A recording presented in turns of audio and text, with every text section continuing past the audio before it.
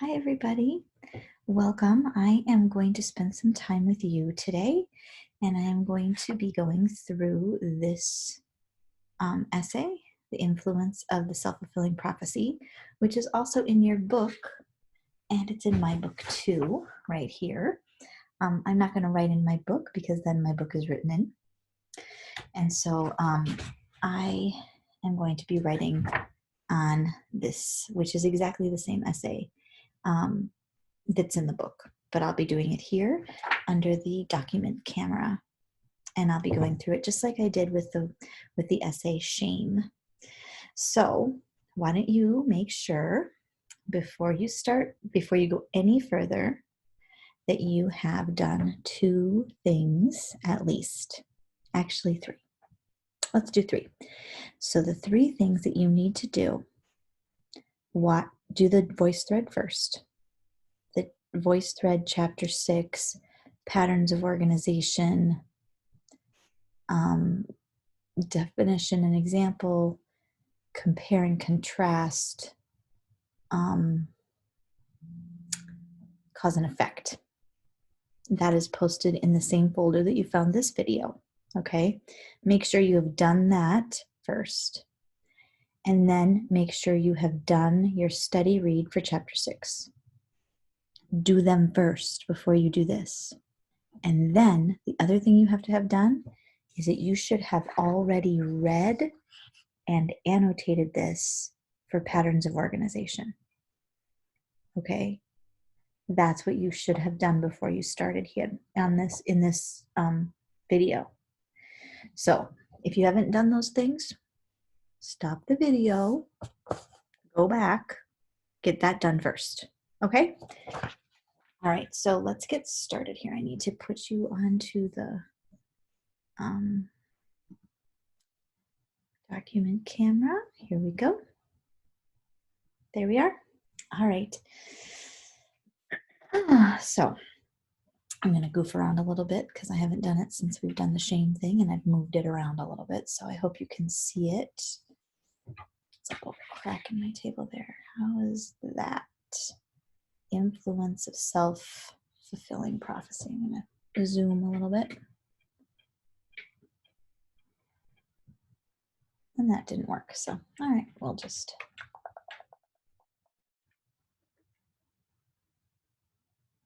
How about that? Is that okay? Okay, so I'm going to do this exactly the same way that I did it before. And this this article is about self-fulfilling prophecies, which is sort of a psychological... I learned it when I took psychology in college. I learned about this. In my past experience with students in my 860 classes, some of them had heard of self-fulfilling prophecies and some of them had never heard of self-fulfilling prophecies, which is why it's really important that you've read this before we do this so you understand what we're talking about, okay? So the first paragraph here says, the self-concept is such a powerful force on the personality that it not only determines how you see yourself in the present, but also can actually influence your future behavior and that of others. Such occurrences come about through a phenomenon called the self-fulfilling prophecy. So this paragraph here is an intro. It's an introduction to what we're going to be talking about. So we can't just jump into self-fulfilling prophecy since it is a new term for so many people. We have to center that into the personality and your self-concept. People understand what you mean when you say, oh, your self-concept is really good or whatever, but they might not know what you mean if you're talking about self-fulfilling prophecy. So they're kind of building a bridge here from prior knowledge to new knowledge. So they're introducing a phenomenon called self-fulfilling prophecy. They're not really comparing anything or contrasting anything. They're not really talking about cause or effect. I mean, maybe a little bit if the self-concept is a powerful force on the personality. It determines how you see the world. It can cause you to see the world in one place. So it might be a little bit of cause and effect here. But it certainly isn't the bulk of what this article is about. Okay, so let's move on and go to paragraph 2. Excuse me. A self-fulfilling prophecy occurs when a person's expectation of an event makes the event more likely to occur than would otherwise have been true. Self-fulfilling prophecies occur all the time, although you might never have given them that label. For example, think of some instances you may have known. You expected to become nervous and botch a job interview and later did so. So you expected to be nervous and you were, and then you botched the interview. You anticipated having a good or terrible time at a social affair and found your expectations to be being met. A teacher or boss explained a new task to you, saying that you probably wouldn't do well at first. You did not do well. A friend described someone you were about to meet, saying that you wouldn't like that person. The prediction turned out to be correct. You didn't like the new acquaintance. So for paragraph 2 here, we have some things that we need, just some text features that we need to address. First of all, we have something that's in bold, right? And we know that when we are reading and we see text features, that means that we need to pay attention to those bolded words. So there's some bolded words. And then we also have some bullet points here. And the bullet points are also something that is text featurey, and we need to make sure to pay attention to that as well. So what do you think? Why do you think this is bolded? Answer that in your head for a second.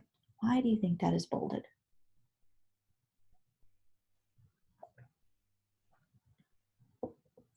If you said that it is a term, you're right. This is a vocabulary word, right? And usually authors do what after you bold a word? A self-fulfilling prophecy occurs when a person's expectation of an event makes the event more likely to occur than would otherwise have been true. So here, right here, is the definition, right? So we have a definition here.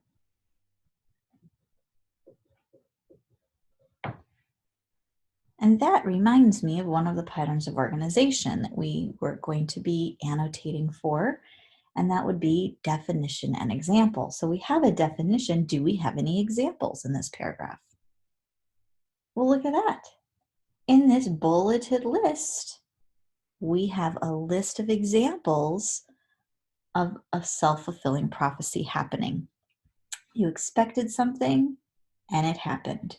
You anticipated something, and it happened. Your boss said you probably wouldn't do well, and you didn't. A friend said you wouldn't like somebody, and you didn't. So these are a list, and this is a simple list, right, of examples of self-fulfilling prophecy. Oh, I just spelled that really wrong, didn't I? Sorry. I wasn't really thinking. There we go. Okay, so here's a simple list. So we have simple listing here. And notice I have that labeled. And we have the examples here. So definition and example. right? So we have our first couple patterns of organization in our second paragraph here. We have a definition and example, and we have a simple list, which is fantastic. All right, so now let's move on to paragraph number 3, and I'm gonna, yep, okay. Paragraph number 3 is here. In each of these cases, there's a good chance that the event occurred because, and I'm going to just start circling transitional words that I recognize. So I recognize because as a transitional word, so I'm just going to circle it. And that's going to be part of my annotation when I'm annotating for patterns of organization, is circling those transitional words, okay?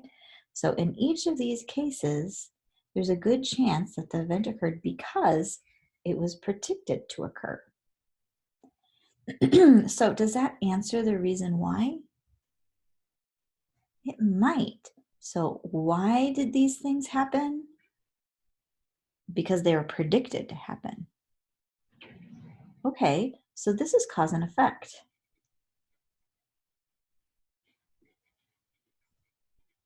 The cause was the prediction.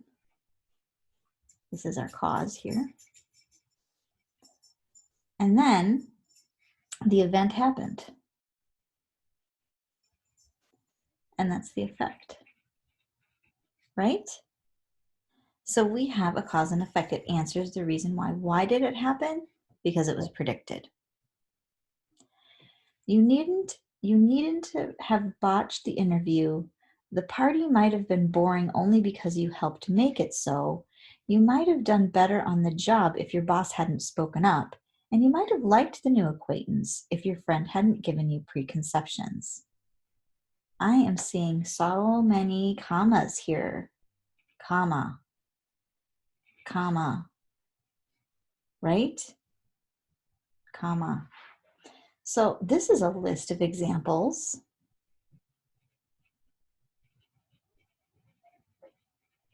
Right?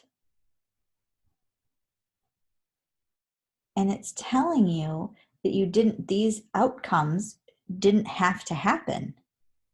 If somebody didn't predict them to happen, they may not have happened. So this piggybacks on to cause and effect, and it's giving an example of what could have happened. So this is just simple listing,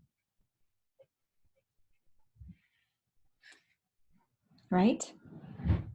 And they're taking that right from this list up here. They're just repeating it. In other words, what helped each event occur was the expectation of it. So they're just repeating our cause and effect. Okay? All right.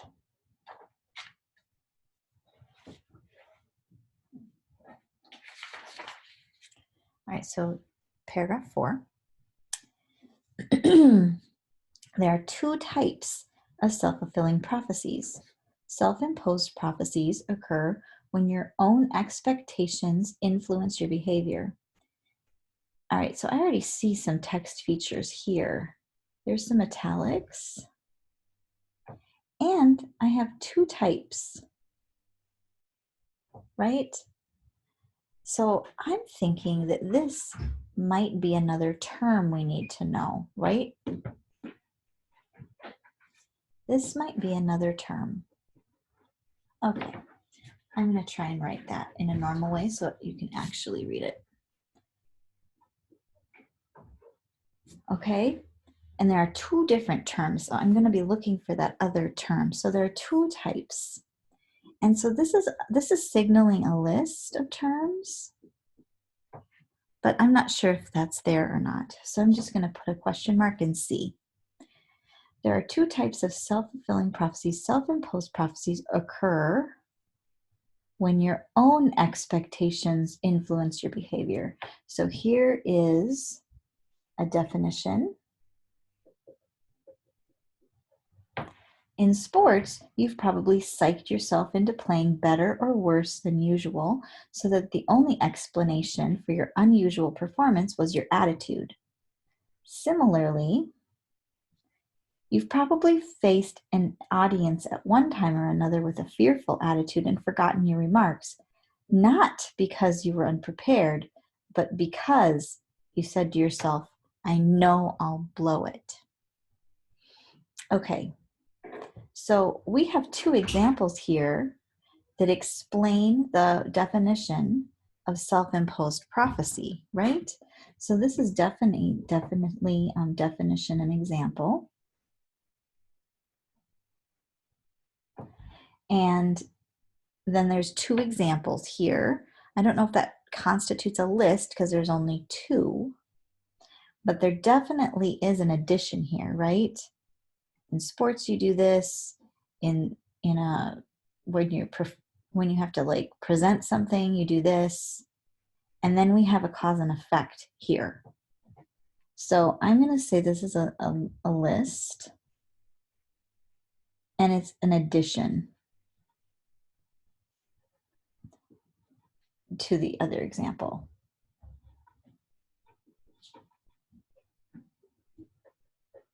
Okay, so this definitely could be a list, and if you said this is a list, I would be like, yep, it is. But you can also talk about addition, and you read about that in your textbook, and that is also a nice way of explaining what's happening in this text. Then we have the because again, right? This happened not because you were unprepared, but because you said to yourself, I know I'll blow it. So this is definitely cause and effect too. Right? Why did you blow it?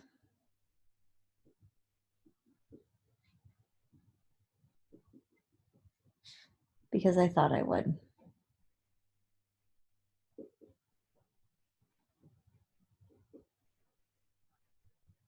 And it's funny, they're talking about a performance here, but I have a personal example of this. So when I first started at Normandale, I started as an adjunct. And so as an adjunct, you don't have a contract, and you don't have to be offered classes for the next semester ever. So I really wanted to have a job that I could count on. And so when a job opening opened up in the reading department, which I was already teaching in, I decided I'll apply. But the thing about that is that I was the newest person on the reading department, the newest adjunct. There's a whole bunch of adjuncts that had been there longer than me. So I knew that I was not going to get the job. I just thought, oh my gosh, some other people had years and years of experience. And I've told you that I used to teach elementary school a long time ago. And then I stayed home with my kids when they were little. So I taught in elementary school for about 10 years. And then I stayed home for about 10 years. And then I decided to teach college. So I thought for sure that there was no way that Normandale would hire me. But I wanted to make sure that my dean knew that I wanted a job just in case another job opened up at some point, right? So I just went through the whole process, put the huge long application through, did all the paperwork, went through the interview. Now, when I got an interview, I was excited, but I wasn't surprised because I already teach here, right? I was already teaching at Normandale, so I knew that they would at least interview me. But I just didn't think I was going to get it. So I wasn't nervous at all. I thought, I'm going to go in there, I'm going to be myself, and if they don't like me, no harm, no foul. I wasn't going to get hired anyway. So that's exactly what I did. I went in there, I was super confident. I didn't really care.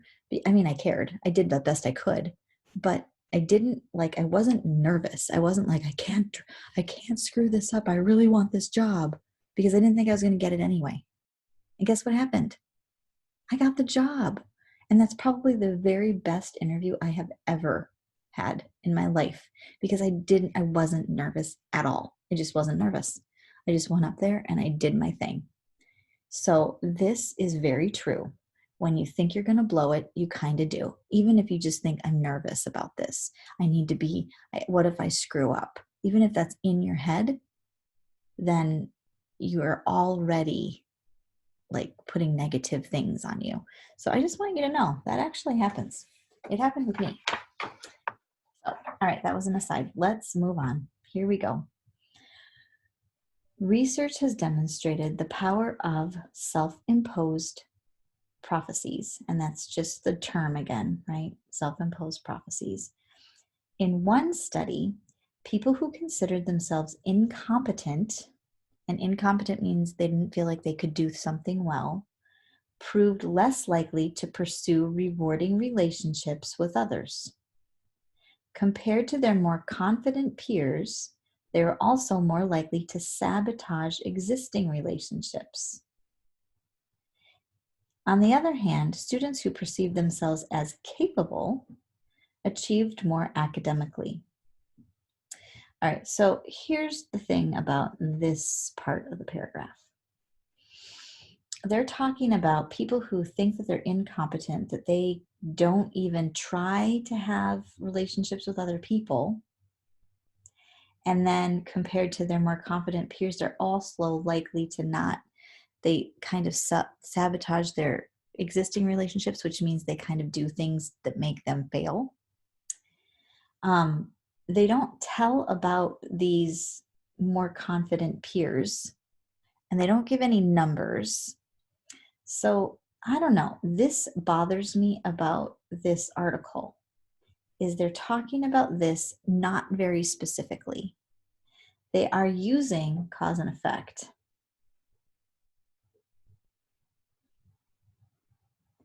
But not very well.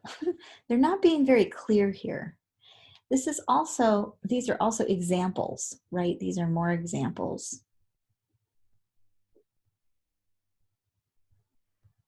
That explain self-imposed prophecies. But the authors here are kind of wishy-washy. And then in the next sentence, they say, on the other hand, and we all know that that is, that's a contrast phrase. Students who perceive themselves as capable achieved more academically, which is not anything that they're contrasting nothing, because they're not talking about academics up here at all. But they're definitely saying that it's contrasting. So the author's not that great, is what I'm saying to you. This is not a very well-written article.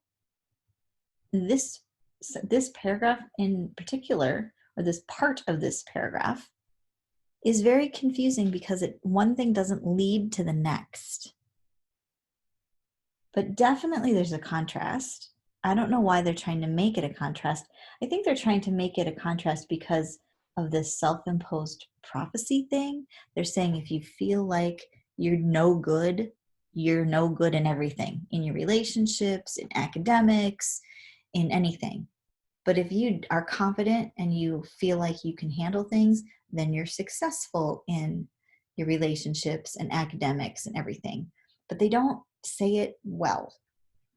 So if you had some trouble with this, that's why. Because the author kind of messed it up. And it looks like they're kind of trying to use these transitional phrases too much, that they are getting in the way. So that let that be a caution to you. When you're writing any kind of paper, you need to make sure that if you're doing a contrast, that you're very clear about what you're contrasting, right? If you say, I hate going grocery shopping. On the other hand, because I am in quarantine and the only place I can go is the grocery store, I tend to look forward to it. Do you see the contrast? I don't like grocery shopping, but because I'm in quarantine, I'm still looking forward to it. It's contrasting feelings, right? I usually hate it. Now I'm looking forward to it, even though I hate it. I still hate it. But I still look forward to it because I can get out of my house, right? So just be careful about that. All right.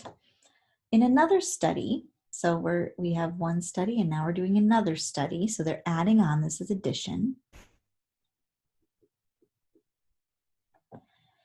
2 subjects were sensitive to social rejection, which means they feel bad about themselves. They don't have a good self-concept. Tended to expect rejection, right? Perceive it where it might not have existed. Oh, look. And act as if it had occurred even when it did not. So we have a list here.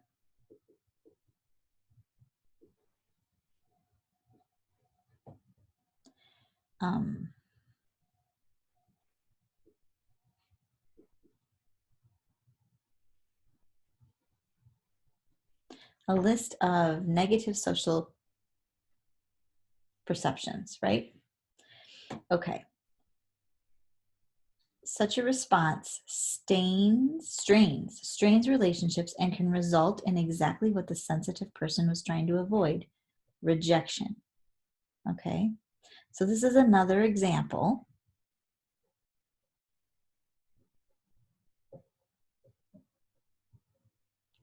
of a self-imposed prophecy, right? Research also suggests that communicators who feel anxious about giving speeches seem to create self-fulfilling prophecies about doing poorly that cause them to perform less effectively, right? So this all is also cause and effect, right? If you're sensitive to social rejection and you perceive it where it might not have existed, act as if it occurred when it did not. And well, there was another one, wasn't there? Expected rejection. This is also cause and effect.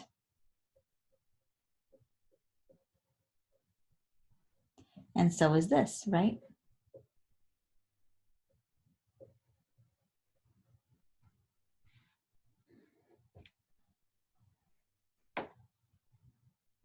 Right? So you think that you're going to do poorly, and that causes you to perform less effectively. That's cause and effect. And it's another example of self-imposed prophecy. Self-fulfilling prophecy also operates on the job. Now, here's also, so we have an addition word there. For instance, that's saying, here's some examples that are coming. Salespeople who view themselves as being effective communicators are more successful than those who view themselves as less effective, despite the fact that there's no difference in the approach that the members of each group used with customers. So this is also cause and effect, right? Even though they did the exact same thing, it was their confidence level that made them less effective, right? In other words, the apparent reason why some salespeople are successful is they expect to succeed. So, wow, reason why is definitely cause and effect, right?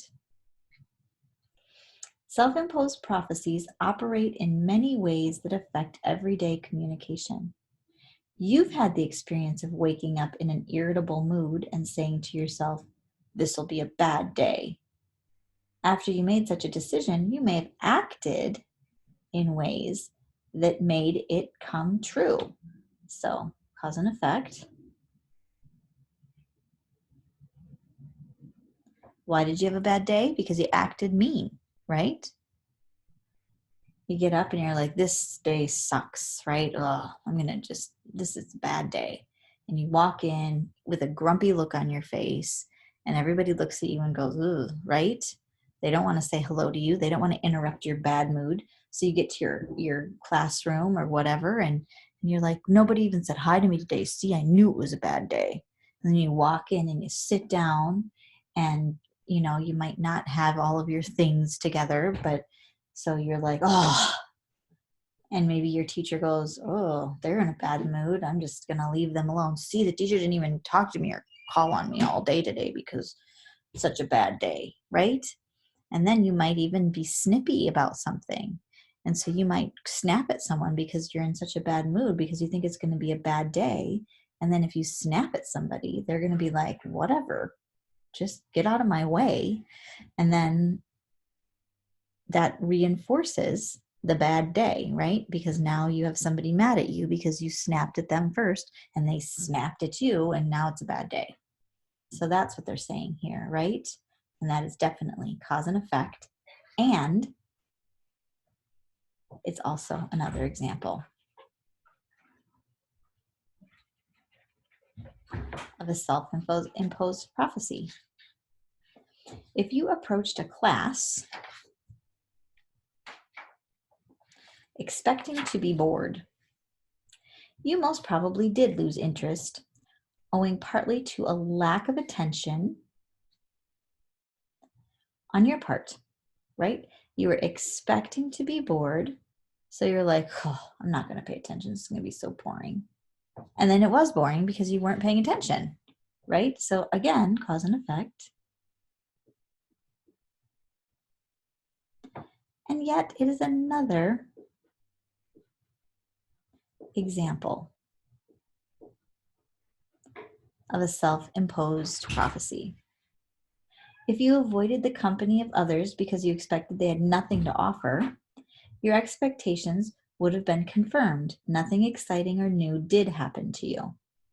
However, if you approach the same day with the idea that it could be a good one, this expectation probably would have been met also. Okay, so this is the proper use of a contrast, right? They're saying if you approached these examples, but you had a positive approach, that would have happened too, and you would have had a better day. So this is definitely contrast, and it's used correctly here. And it's another example, right? And another cause and effect. Researchers have found that putting a smile on your face, even if you're not in a good mood, can lead to a more positive disposition. So there's cause and effect.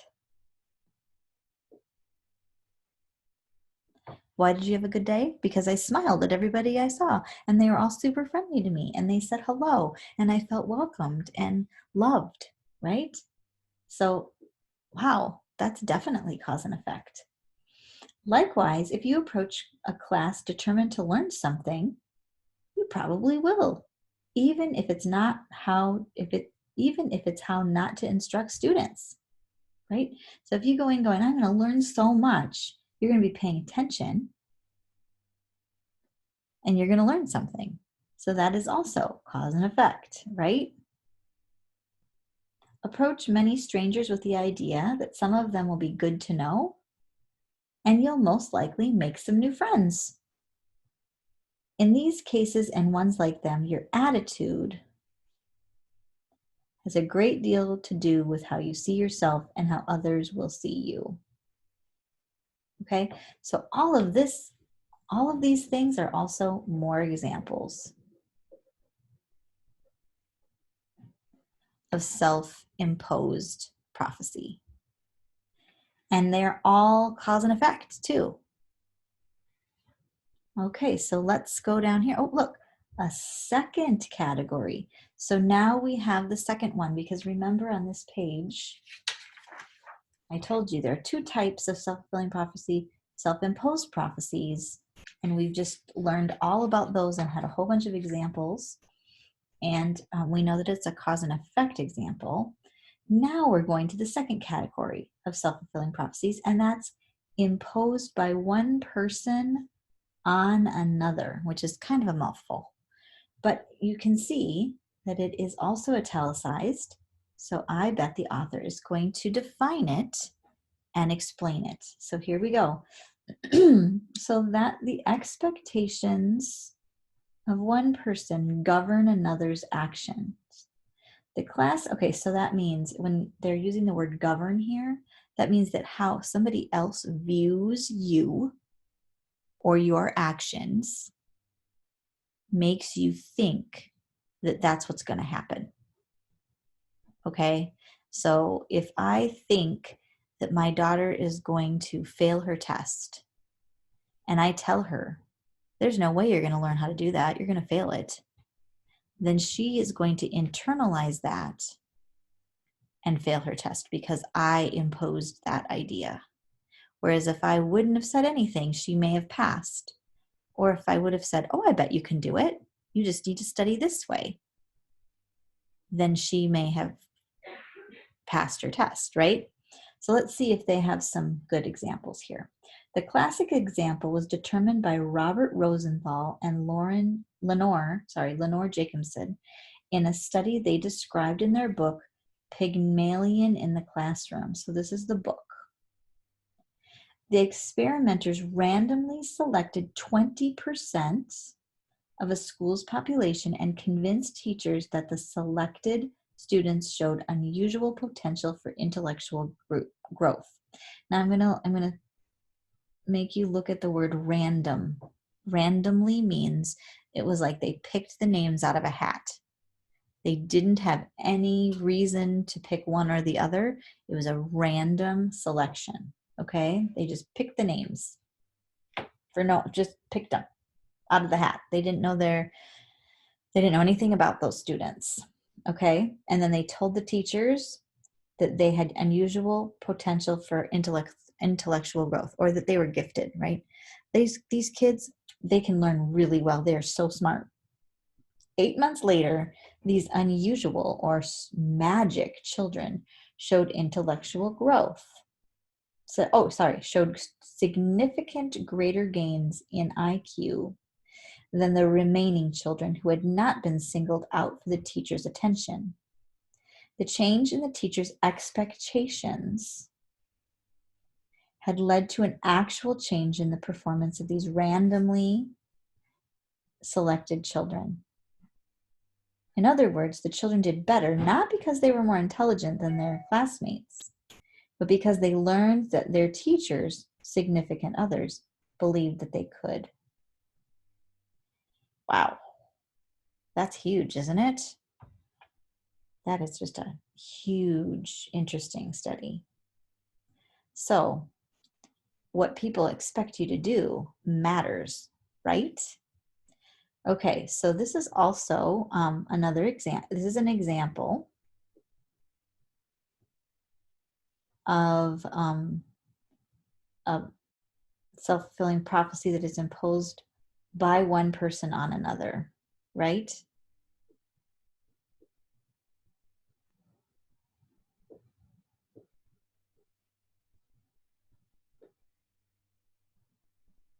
It's a very powerful example. And they did define this, right? So there was a little definition there. And then this is also cause and effect.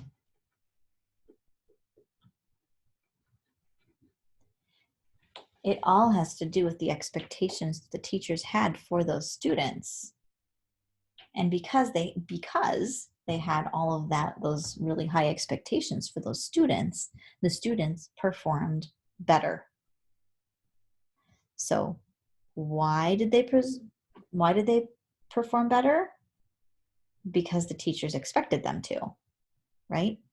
So the cause was the teacher's expectation, and the effect was the students got better, right? So it's definitely cause and effect. So that's what you should be always doing. When you think it's cause and effect, you should be able to say, what is the cause and what is the effect? And I always say, why did that happen?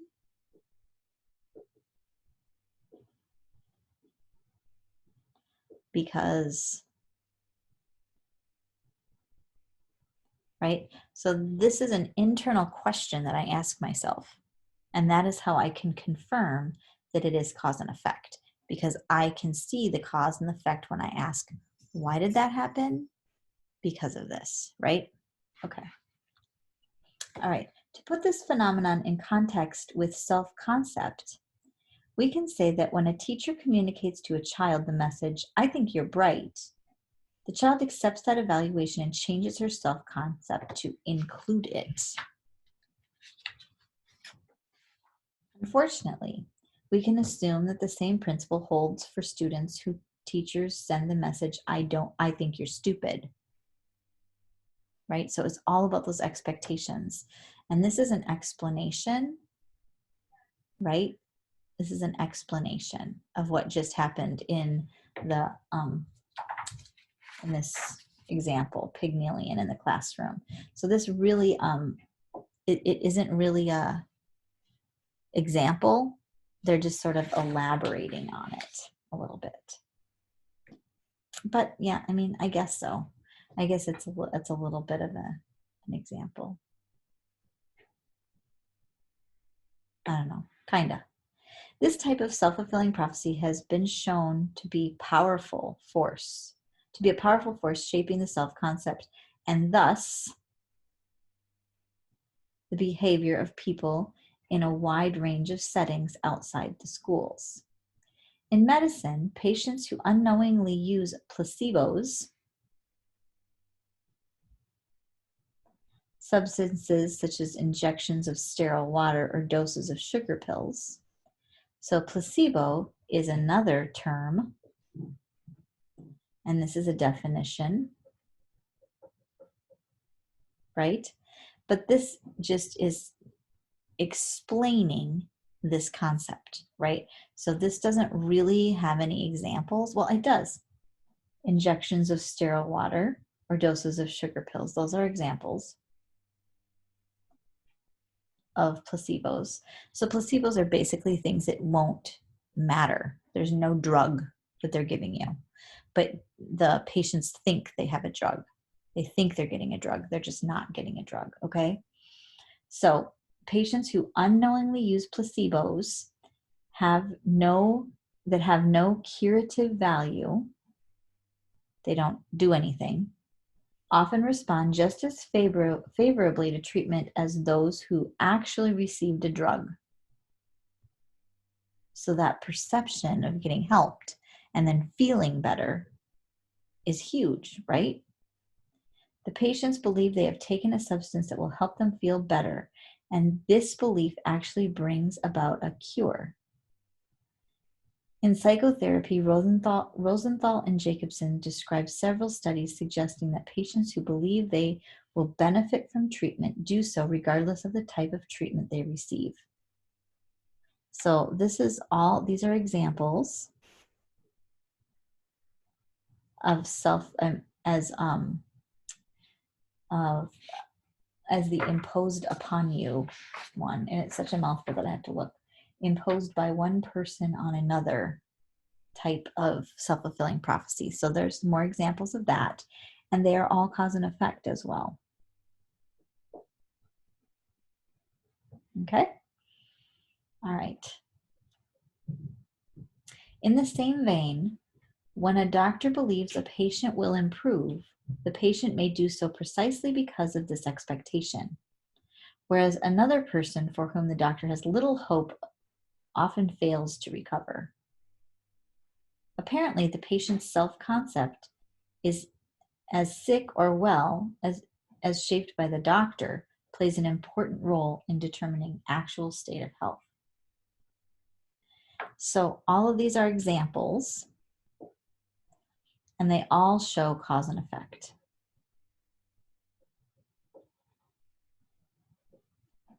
Of perception of another affecting actual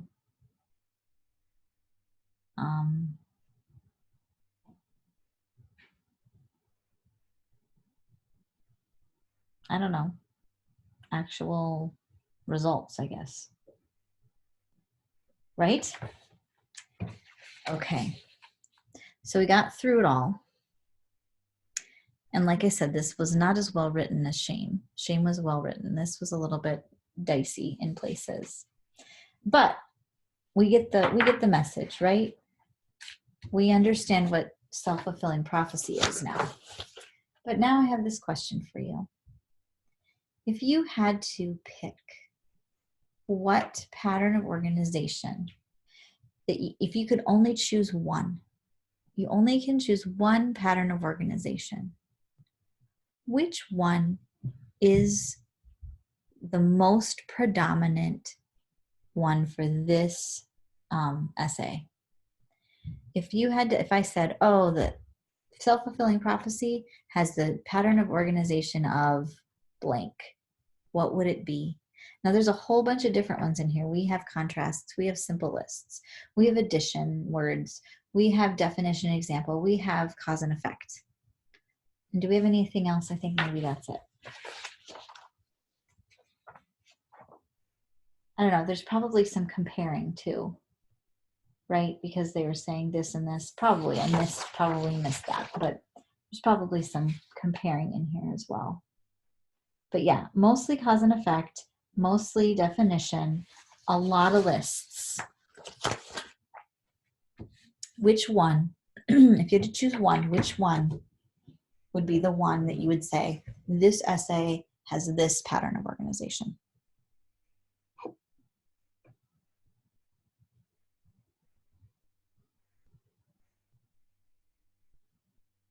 Write it down.